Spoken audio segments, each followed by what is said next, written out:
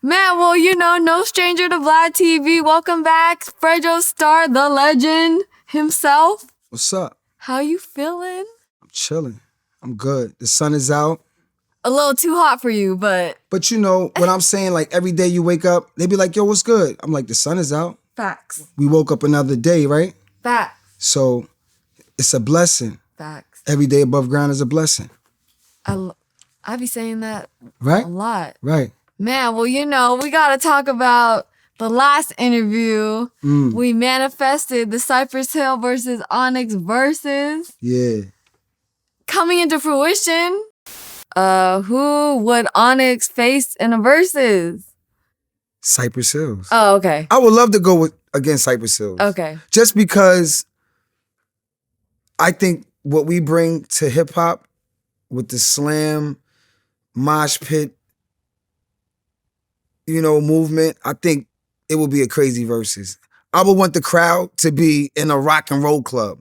You know what I'm saying? I would want our Verzuz to be like grimy, like, you know what I'm saying?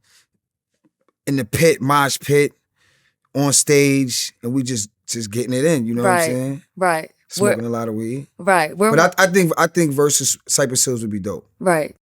How's that feel? It feels ill to speak about it and then it really happens. Because, I'm a big fan of Verzuz. You know what I'm saying? Like, I always was a fan since the start. And now that it's at Triller, it's even bigger and better and deafer.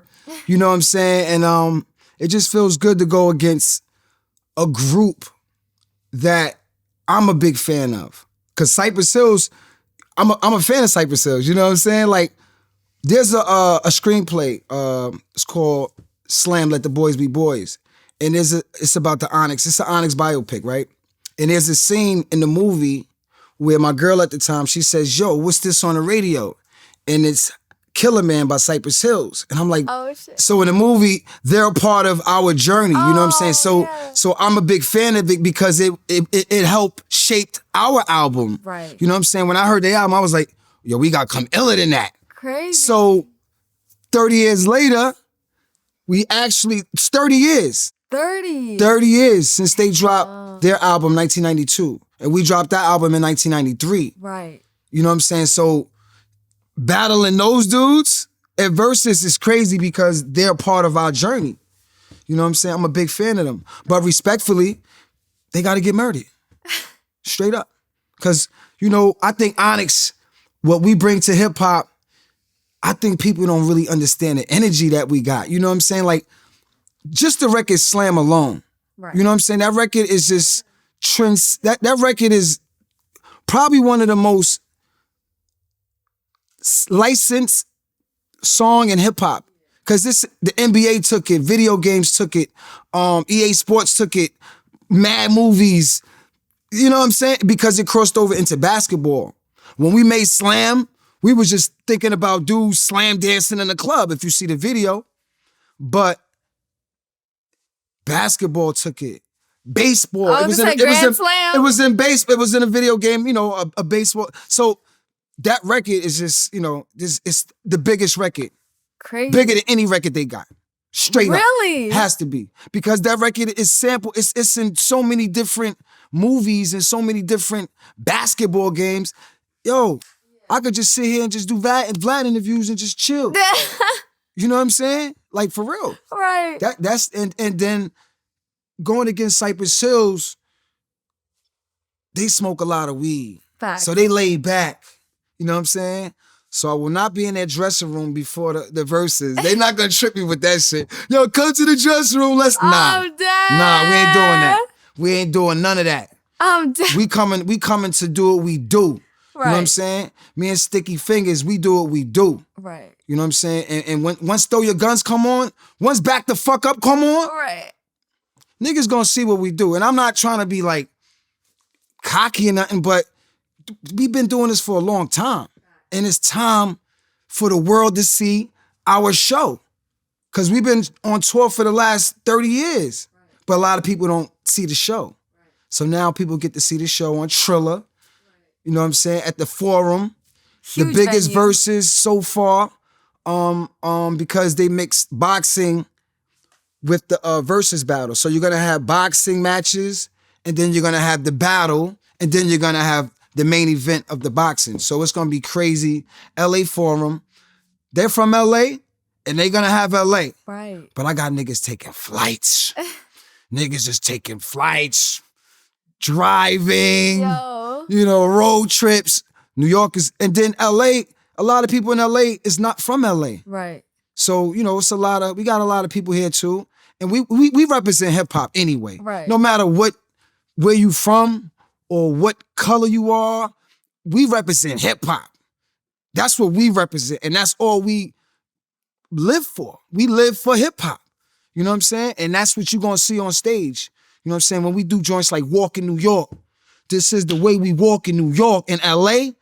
But we got a twist to that one though. But it's going to be crazy. And when we do Shut 'Em Down, rest in peace to DMX. When them joints come on, people going to understand what we do. Understand me?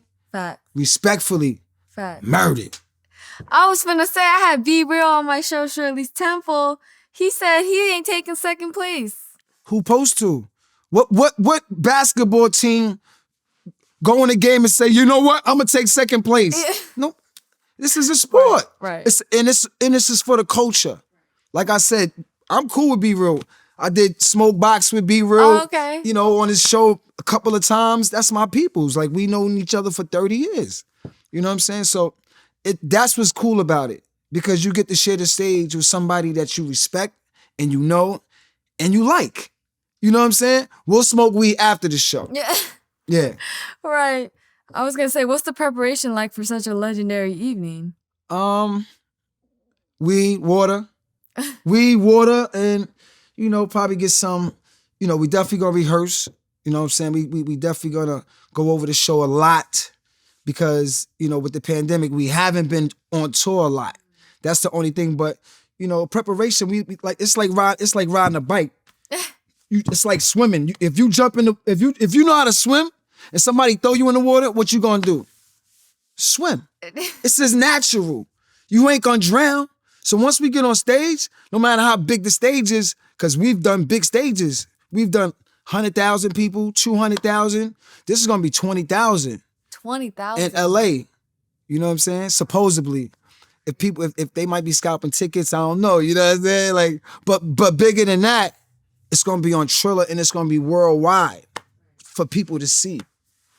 I was gonna ask, excluding myself, how many people you got on the guest list? How many I told everybody, yo, man, buy your tickets, man, because Triller, they gotta get that money back, man. Yeah. You know what I'm saying? Like, I don't got no tickets.